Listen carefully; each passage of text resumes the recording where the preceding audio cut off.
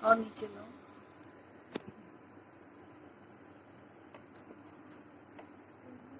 Good morning students. آج ہم لوگ اکبر الہ آبادی کی نظم جلوہ دربار دہلی پڑھیں گے. قبل اس کی کہ ہم شروع کریں، کیونکہ پہلی نظم ہے تو ہم لوگوں کو ضروری ہے کہ ہم جانیں کہ نظم ہے کیا. نظم کے معنی انتظام، ترتیب یا آرائش کے ہیں. آپ لوگوں نے انتظام لفظ برابر سنا ہوگا. نظم لفظ بھی ہم لوگ عام بول چال میں کہتے ہیں، لیکن انتظام لفظ تو عام طور سے بولا جاتا ہے. یعنی طریقہ، سسٹم، ترتیب، ہے نا، اسی کو نظم کہتے ہیں. آرائش یعنی سجاوٹ. تو ہمارے جو الفاظ کی سجاوٹ ہوتی ہے، ترتیب ہوتی ہے، جس کو انتظام سے لکھا جاتا ہے، اس کو اردو ادب میں نظم کہتے ہیں. عام اور وسیع مفہوم ہے نظم کے. یہ الفاظ نثر کے مد مقابل کے طور پر استعمال ہوتا ہے. نثر کسے کہتے ہیں؟ آپ لوگوں نے انگلش میں بھی پڑھا ہوگا. نثر مینس کا مطلب ہوتا ہے پروز، اور نظم کا مطلب ہوتا ہے پوئٹری. دو سیکشنز جیسے انگلش زبان میں ہوتے ہیں، انگلش ادب میں ہوتے ہیں، اس طرح اردو ادب میں بھی ہوتے ہیں. تو نظم میں بہت سارے سیکشنز ہیں، بہت سارے شعبے ہیں. اس میں وہ تمام اصناف اور اسالیب شامل ہوتے ہیں جو حیت کے اعتبار سے نثر نہیں ہے. جو نثر نہیں ہو اسے نظم کہتے ہیں، علاوہ غزل کے. غزل کو نظم نہیں کہہ سکتے ہیں. غزل کے علاوہ تمام شاعری کو نظم کہتے ہیں. لیکن جب ہم نظم کو بطور منفرد شعری صنف کے دیکھتے ہیں تو اس نتیجے پر پہنچتے ہیں کہ اس نظم کا ایک مرکزی خیال ہوتا ہے. مرکزی خیال مینس سینٹرل تھاٹ. ایک سینٹرل تھاٹ ہوتا ہے. جیسے آپ کوئی قصہ کہانی پڑھتے ہیں، کوئی اسٹوری پڑھتے ہیں، تو اس میں ایک سینٹرل تھاٹ ہوتا ہے. اسی طرح سے نظم کا بھی ایک مرکزی خیال ہوتا ہے جس کے گرد پوری نظم کا تانا بانا ہوتا ہے. پوری نظم وہی مرکزی خیال کے تانے بانے میں بنی ہوئی ہوتی ہے، جیسے ایک کہانی وغیرہ میں ہوتا ہے، قصے میں ہوتا ہے. خیال کا تدریجی ارتقاء بھی نظم کی ایک اہم خصوصیت بتایا گیا ہے. تدریجی ارتقاء کا مطلب ہوتا ہے اسٹیپ بائی اسٹیپ آگے بڑھنا، ہے نا، درجہ بدرجہ. وہ کہہ رہے ہیں تدریجی ارتقاء. تو اسٹیپ بائی اسٹیپ نظم آگے بڑھتی ہے. نظم کی ایک اہم خصوصیت ہے. طویل نظموں میں یہ ارتقاء واضح، جو بڑی نظم ہوتی ہے اس کی ارتقاء، اس کا ڈیولپمنٹ، اس کی بڑھوتری کا صحیح سے پتہ چل جاتا ہے. مختصر نظموں میں یہ بات واضح نہیں ہو پاتی. اکثر و بیشتر ایک تاثر کی شکل میں ابھرتا ہے. کیا کہا؟ مختصر نظموں میں یہ ارتقاء واضح نہیں ہوتا اور اکثر و بیشتر ایک تاثر کی شکل میں ابھرتا ہے. نظم کے لیے نہ تو حیات کی کوئی قید ہے، نہ موضوعات کی. نظم کے لیے کسی موضوع کی قید نہیں ہے، کسی حیات کی قید نہیں ہے. جیسے نظم کبھی ملک پہ ہو سکتی ہے، کبھی حالات حاضرہ پہ بھی ہو سکتی ہے، کبھی جس موضوع پہ بھی، پالیٹکس پہ بھی ہو سکتی ہے، یعنی سیاست پہ بھی ہو سکتی ہے. نظم لکھنے والے پہ ڈیپینڈ کرتا ہے کہ وہ کس طرح کے موضوع کو پسند کرتا ہے. ہم لوگ جو ابھی اکبر الہ آبادی کی نظم پڑھیں گے،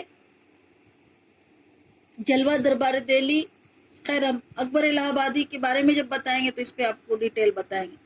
تو نظم میں کوئی قید نہیں ہے. نظم کسی بھی موضوع پہ بیان کی جا سکتی ہے، لکھی جا سکتی ہے. چنانچہ اردو میں غزل اور مثنوی کی حیات میں پابند نظمیں اور آزاد معرہ نظمیں بھی لکھی گئی ہیں. نظم کو شعراء کے ہاں ترکیب بند اور ترجیح بند کی حیات بھی بہت مقبول رہی ہے.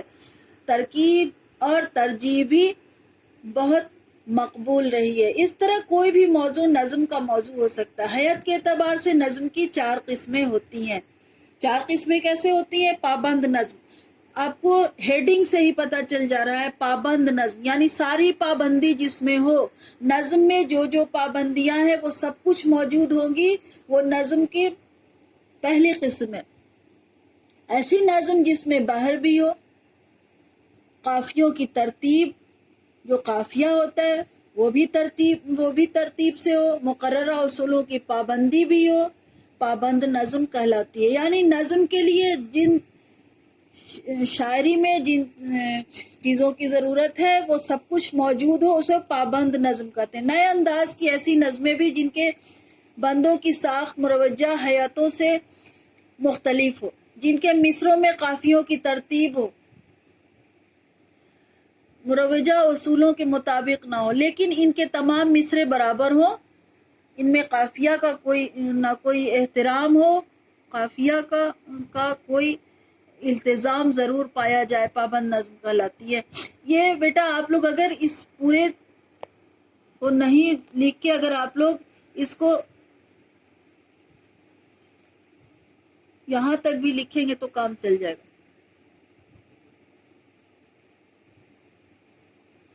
مصرے برابر ہوں، نظم معرہ، ایسی نظم جس کے تمام مصرے برابر ہوں مگر ان میں قافیہ کی پابندی نظم نہیں ہو، نظم معرہ کہلاتی ہے۔ تیسری نظم کی قسم ہے آزاد نظم۔ اس میں بھی آپ کو آزاد سن کے صاف پتہ چل جا رہا ہے کہ اس میں کوئی پابندی نہیں ہوگی۔ یہاں پابند نظم اور یہاں آزاد نظم دونوں ایک دوسرے کے نگیٹو ہیں، یعنی متضاد ہیں۔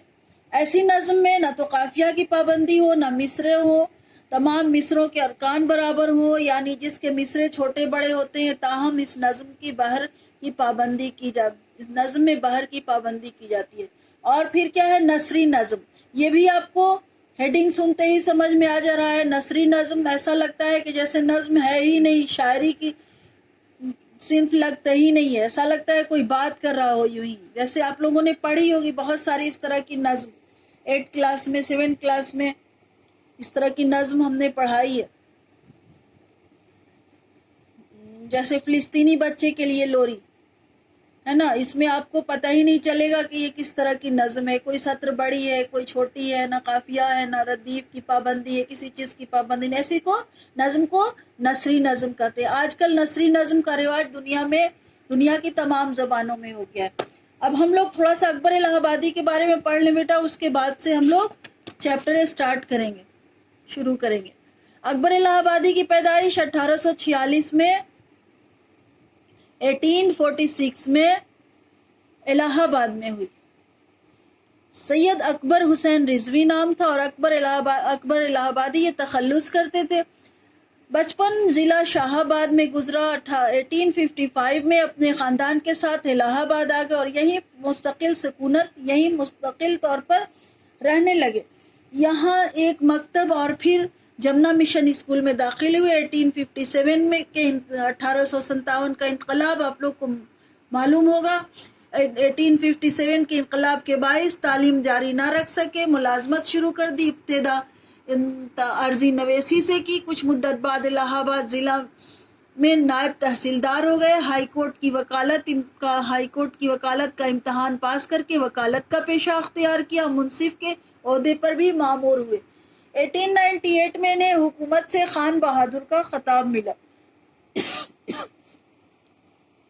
اکبر کی زندگی کا آخری زمانہ ذہنی اور جسمانی تکالیف اور پریشانیوں میں گزرا۔ 75 برس کی عمر میں الہ آباد میں ہی 1921 میں 1921 کو ان کا انتقال ہو گیا۔ اکبر کو شاعری کا بچپن سے شوق تھا۔ انہوں نے عام رواج کے مطابق شاعری کی ابتدا انہوں نے شاعری شروع کی تو غزل گوئی سے، جو عام طور سے سارے شعراء غزل گوئی سے ہی شاعری شروع کرتے ہیں۔ کلام پر اصلاح غلام حسین وحید سے لی، اور اصلاح شروع میں کس سے لی؟ غلام حسین وحید اور آتش کے شاگرد بنے۔ اکبر کے کلام میں غزلوں کی تعداد کافی ہے، ان میں اتنی جان ہے کہ انہیں آسانی سے نظر انداز نہیں کیا جا سکتا، لیکن ان کی انفرادیت مطلب جو یہ باقی شاعروں سے ان کو الگ کرتا ہے، منفرد کرتا ہے، اس میں کیا ہے؟ طنزیہ اور مزاحیہ شاعری نظر آتی ہے۔ یہ طنز و مزاح کرٹیسزم جو کرتے ہیں وہ جوکنگ انداز میں کرتے ہیں کہ پڑھنے والے کو برا بھی نہیں لگے، اور یہ طنز جو ہے مزاحیہ انداز میں اپنا میسج بھی پڑھنے والے کے پاس پہنچا دیں۔ پڑھنے والے اور سننے والے جو بھی ہوں ان کو اپنا میسج طنز و مزاح کے انداز میں دیتے ہیں. یہی شاعری ان کی دائمی شہرت کا باعث بنی. ان کی بہت ساری نظمیں ہیں جو طنز و مزاح پہ ہیں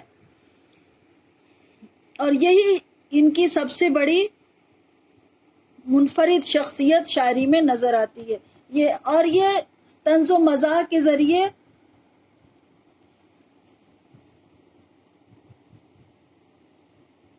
اپنا پیغام بھی دیتے ہیں. اور اکبر کی ظریفانہ شاعری محض ہنسنے ہنسانے کا ذریعہ نہیں، انہوں نے اس کے ذریعے انگریزی تعلیم کے منفی اثرات اور مغربی تہذیب کی اندھی تقلید پر بھرپور وار کیے ہیں. کچھ لوگ ہوتے ہیں جو مغربی تہذیب یعنی ویسٹرن کلچر، جو ویسٹرن کلچر ہے، سوچتے ہیں کہ ویسٹرن کلچر ہم اڈاپٹ کر لیں گے، ویسٹرن کلچر ہمارا رہے گا تو ہم بہت بڑے آدمی ہو جائیں گے، ہم بہت اچھے لوگ کہے جائیں گے. لیکن اس پر بھی انہوں نے طنز و مزاح کے کئی اشعار کہے ہیں. جیسے ایک شعر مجھے ابھی یاد آ رہا ہے ان کا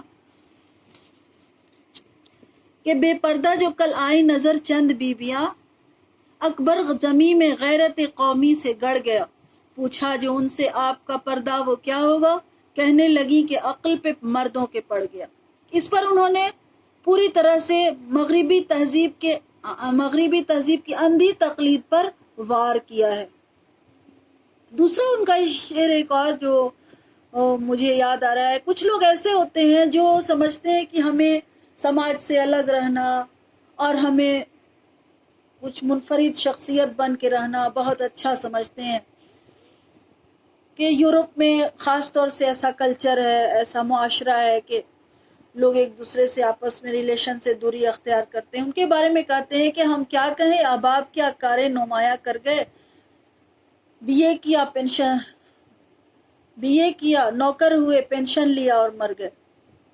اس طرح سے وہ طنز و مزاح میں ایک بڑا میسج دینا چاہتے ہیں سماج کو. انہوں نے بہت سی نظموں کے ترجمے بھی کیے ہیں. ان کی شاعری میں ایک بڑا سنجیدگی ہے. چلیے اب ہم لوگ جو چیپٹر پڑھنا شروع کریں گے اس کا نام ہے جلوہ دربار دہلی. جلوہ دربار دہلی، جلوہ کا جب لارڈ کرزن جب ہندوستان آئے تھے اور انہوں نے 1898 کو لارڈ کرزن وائسرائے جب ہندوستان آئے تھے اور انہوں نے جمنا ندی کے کنارے دہلی میں اپنا دربار سجایا تھا.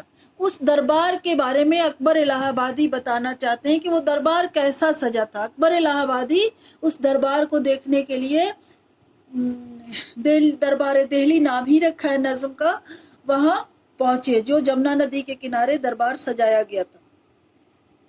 تو اکبر الہ آبادی کو شاعر کو شوق تھا دربار دیکھنے کا، تو اسی شوق کو کہتے ہیں سر میں شوق کا سودا دیکھا. سر مطلب وہ اپنے دماغ کو کر رہے ہیں، سر کو کر رہے ہیں کہ اس کا جو سر میں جو شوق تھا وہ دیکھنے کا، وہ سر میں شوق کا سودا دیکھا. دہلی کو ہم نے بھی جا دیکھا، ہم نے دہلی میں جا کے دیکھا، جو کچھ دیکھا اچھا دیکھا، جو کچھ شاعر نے دیکھا اچھا دیکھا. کیا بتلائیں کیا کیا دیکھا، اور شاعر بتانا چاہتا ہے کہ کیا بتلائیں کہ اس نے کیا کیا دیکھا. جمنا جی کے پاٹ کو دیکھا، جمنا ندی کو کہہ رہا ہے کہ جمنا جی کے پاٹ کو دیکھا، اچھے ستھرے گھاٹ کو دیکھا. وہاں جمنا ندی کے پاٹ کو، جمنا ندی کے کنارے کو، گھاٹ کو اچھی طرح سے صاف ستھرا کیا گیا تھا. اچھے ستھرے گھاٹ کو دیکھا، سب سے اونچے لاٹ کو دیکھا.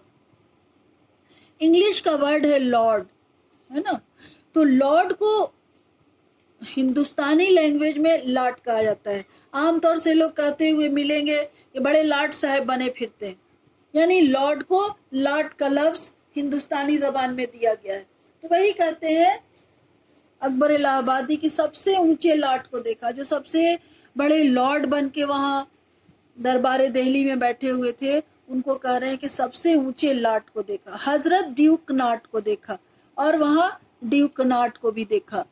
پلٹن اور رسالے دیکھے، اور وہاں پہ پلٹن بھی دیکھے، فوجی رسالے بھی دیکھے، گورے دیکھے کالے دیکھے، اور وہاں پہ گورے لوگ بھی موجود تھے اور کالے لوگ بھی موجود تھے. سنگینے اور بھالے دیکھے, اور وہاں پہ سنگین ہوتا ہے بیٹا وہ بھالے جیسا پتلا لوہے کا بنایا ہوا اسلحہ, اس کو سنگین کہا جاتا ہے. سنگینے اور بھالا بھی, بھالے کو بھی دیکھا اور سنگینے, اور بینڈ بجانے والے دیکھے, وہاں پہ بینڈ بھی بجائے جا رہے تھے, باجے بجائے جا رہے تھے. بس اتنا بنانے دیتے ہیں بیٹا. پارٹ 2 اس کا دوسرے دن پھر ویڈیو بنا کے ڈالوں گی, جب تک آپ اس کو پڑھ لیجئے. اور اگر کوئی ڈاؤٹ ہو کہیں پر تو لائیو کلاس جب سنڈے کو ہوگا تو لائیو کلاس میں آپ لوگ اپنا ڈاؤٹ ضرور مجھ سے بتائیں گے, اور آپ لوگ انشاءاللہ سیٹسفائیڈ ہوں گے, سب سمجھا دوں گی, ٹھیک ہے.